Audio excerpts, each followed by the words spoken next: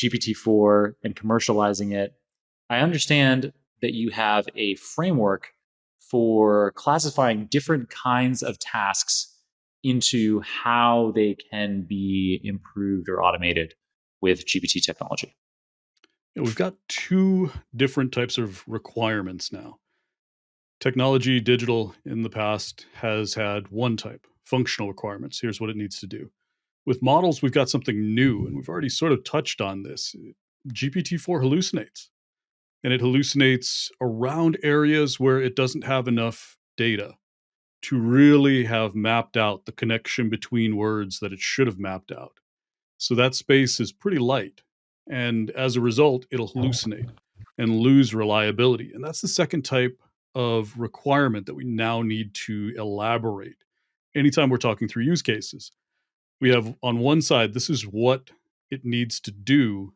And on the other side, it's now this is how reliably it needs to do that. So when you talk about hallucinations all the way out to inappropriate behavior, we're talking about levels of reliability. Nothing's 100%. We forget this so often.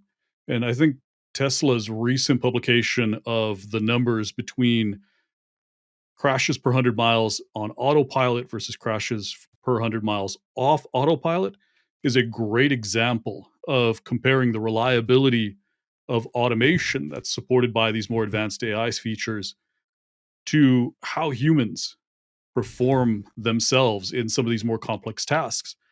So we have reliability requirements. We need to publish them on one side, but we also need a framework to figure out how to elaborate and articulate our requirements for how well this needs to work. And so I have human machine paradigms. First one's human machine tooling. It's like a hammer. I use it, I'm in complete control of it. Or it's like a nail gun. I got it, it's in my hand. It makes me so much faster than pounding on a nail with a rock. But I am 100% in control. Then you go to human machine teaming, which is something that advanced machine learning makes possible, where we are using it almost like a robot scenario, where the application that's built on top of GPT-4 is something that we are in firm control over. However, it's taken over part of the workflow. And so what we do has changed.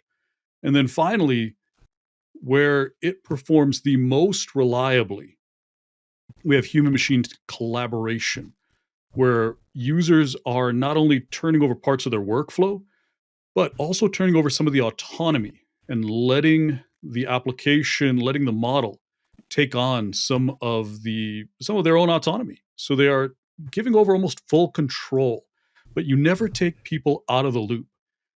We often hear human in the loop, but I think it's better to say AI in the loop. That makes way more sense. We are introducing AI into human workflows, but that doesn't mean that humans are going away. In many cases, we're more important than ever, but we get to do less of the lame stuff and more of the high value work. We get to use our brains more, and work should become more interesting. We should have more interesting products. We should have to do less boring, terrible things in the GPT future. It shouldn't be that we're all replaced. That seems like such a dark way of taking this, and I don't think that's where we're going.